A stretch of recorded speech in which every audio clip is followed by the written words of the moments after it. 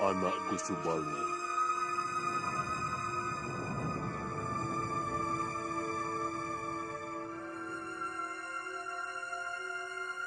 bangunlah. Ini Romo datang.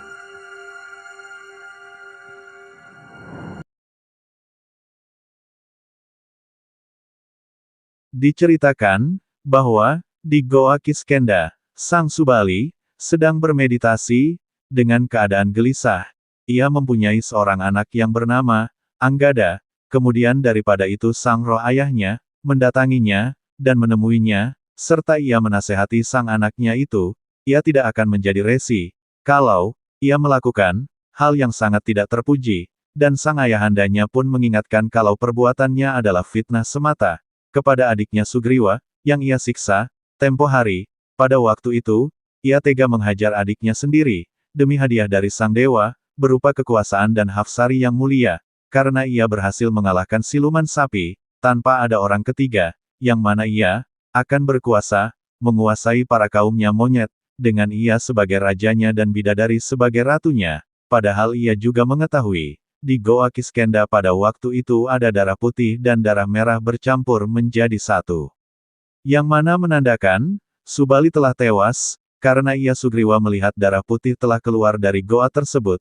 Namun, dan wajarlah sang adiknya sendiri Sugriwa menutup akan goa itu, karena kakaknya juga berpesan, untuk menutup goa itu apabila darah putih keluar dari mulut goa tersebut, ia seharusnya mengakuinya dan memasrahkannya, nasihat dari ayahnya tersebut. Bidadari yang sebenarnya sudah dipersunting oleh adik kandungmu sendiri. Itu salah satu sebab hamba melakukan semedi, Romo. Hamba mengharap ampunan Dewata atas segala kesalahan hamba, Romo. Kenapa kepada Dewata? Bukankah yang kamu sakiti itu adalah adik kandungmu sendiri? Ingat, Subali. Kamu telah menghancurkan lahir dan batinnya.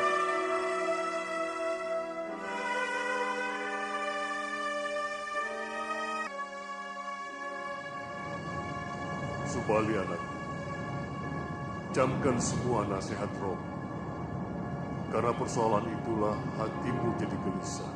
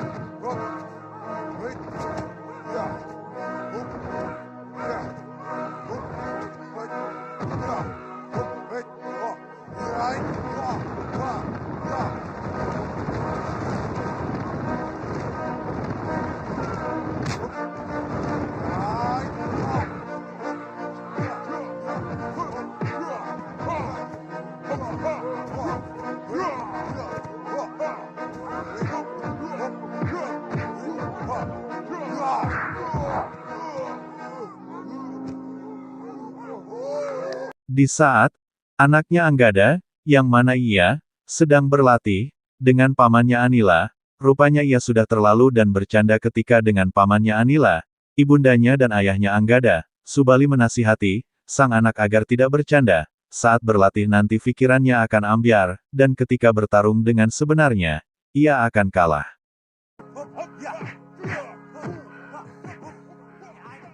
Dia akan menjadi seorang pahlawan yang tangguh.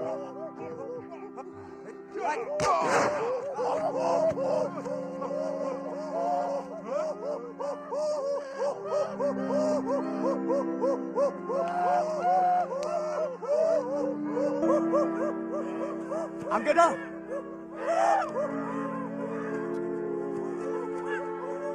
Saya cuma bercanda, Bopo. Kalau latihan jangan sambil bercanda. Nanti ilmu yang masuk dalam ingatanmu akan kacau.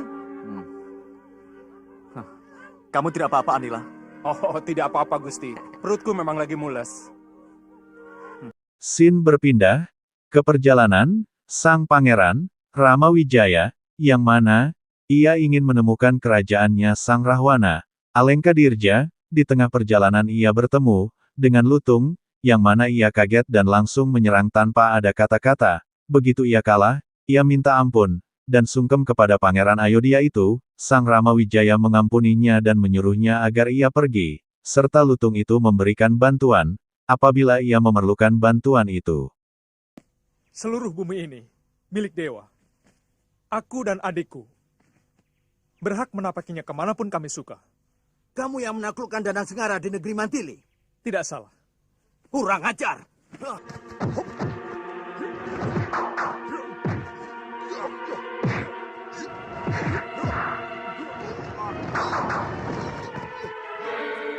Mohon ampun, Ksatria. Hamba menyerah. Sebenarnya aku berhak membunuhmu. Karena kamu telah lancang berani menyerangku tanpa sebab. Mohon ampun. Siapa namamu? Hamba Sambarawa, raja dari sekalian lutung yang ada di hutan ini. Kenapa tanpa sebab kamu menyerang kami? Hamba kesal kepada Gusti. Kenapa Gusti tidak langsung membunuh Danang Sengara? Padahal dia burung jahat yang telah memakan ratusan rakyat hamba. Kamu ini aneh. Hei, aku tidak pernah tahu urusanmu dengan Danang Sengara.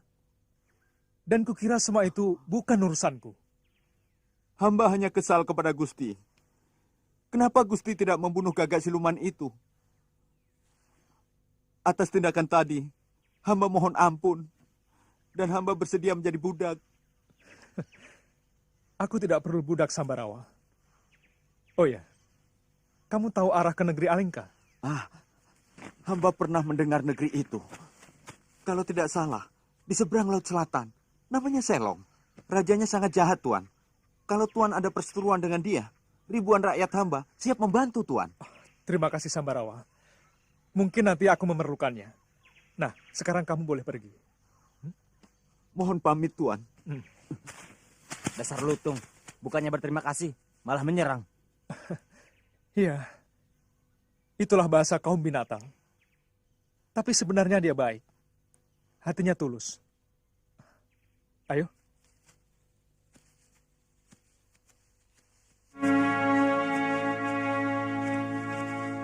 Melanjutkan perjalanan, sang Ramawijaya menemukan seekor monyet yang disiksa dengan ditindihi kayu. Sang pangeran Un kasihan melihatnya, dan ia mengeluarkan panahnya agar ia dapat membebaskannya dari siksa tersebut. Rupanya ia adalah Sugriwa, adiknya Subali yang telah disiksa oleh sang kakak Subali, karena ia dituduh untuk mendapatkan sang bidadari dengan cara yang kotor. Padahal Sugriwa hanya mematuhi akan perintah sang kakaknya. Apabila keluar cairan utih, maka ia berlayar menuju Soarga Loka, dan benar saja sang adik melihat kejadian itu, dan benar saja, sang adiknya menutup pintu goa dengan keadaan sedih dan tercengang.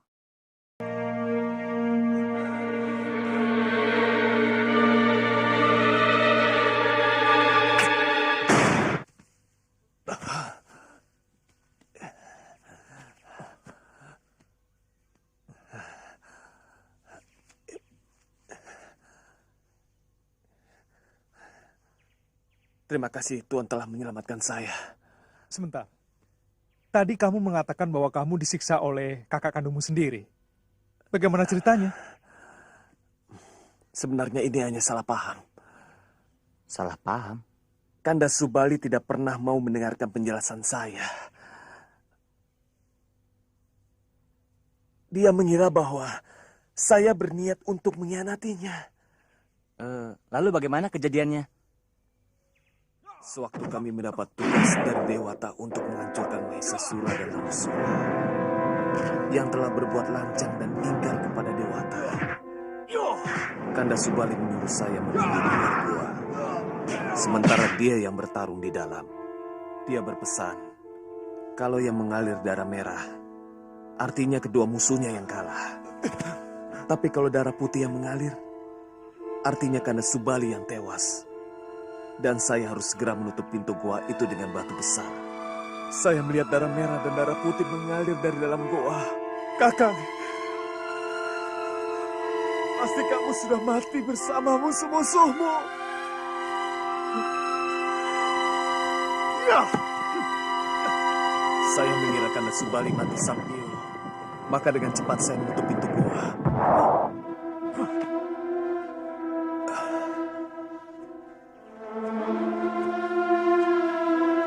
Dan ternyata kakakmu belum mati. Kanda Subali mengira saya memang sengaja mau mengubur dia di dalam goa. Supaya saya bisa memiliki Dinda Dewi Tara. Sebagai pemberian dari Kayangan. Kalau mampu mengalahkan Maesasura dan Lembusura. Dia mengamuk setelah berhasil menghancurkan batu besar yang kamu tutupkan pada mulut gua. Saya dihajar habis-habisan. Waktu sedang melakukan upacara perkawinan saya dengan Dewi Tara. Kemudian diusir dari negeri Gua Kiskenda. Dan istri saya diambil.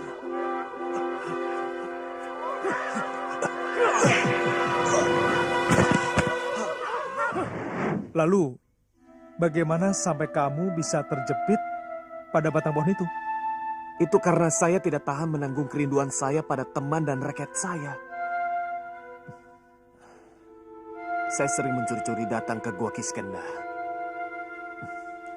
Tapi suatu saat, Kanda Subali memergoki saya. Kemudian, menghajar saya habis-habisan.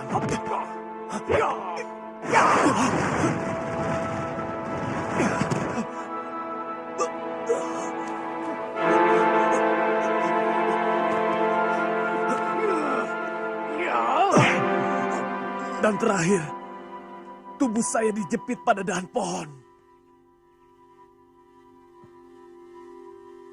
Kamu ingin membalas dendam atas kekejaman kakakmu?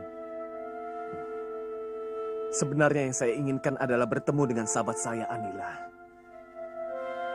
Pengasuh saya Menda dan Jembawan. Serta seluruh rakyat Kiskenda. Dan istrimu Dewi Tara, bukan? Ya. Saya sudah terlanjur mencintai Nini Dewi. Saya bisa mengerti bagaimana perasaanmu, Sugriwa. Sama seperti aku. Kamu tahu, istriku dirampas orang. Sang Rama bercerita tentang istrinya yang telah dirampas orang, yang bernama Rahwana, dan ia ingat bahwa Sang Subali kakaknya itu pernah dikalahkan oleh Subali, yaitu kakaknya sendiri, dan ia siap membantu akan menumpas Raja Rahwana itu. Tetapi ia tidak mampu karena ia tidak bisa, karena rakyatnya telah dikuasai oleh Sang Subali kakaknya itu, karena kebenaran itu nyata. Nah, kepandaiannya bersandiwara. Dia diampuni. Bahkan diberi ajian yang sangat sakti yang bernama Pancasona. Hamba sanggup membantu Tuan dengan semua rakyat Gua Kiskenda. Tapi kalau hamba berhasil merebut kekuasaan itu dari tangan Kanda Subali, Datanglah ke negerimu itu. Kami akan membelamu.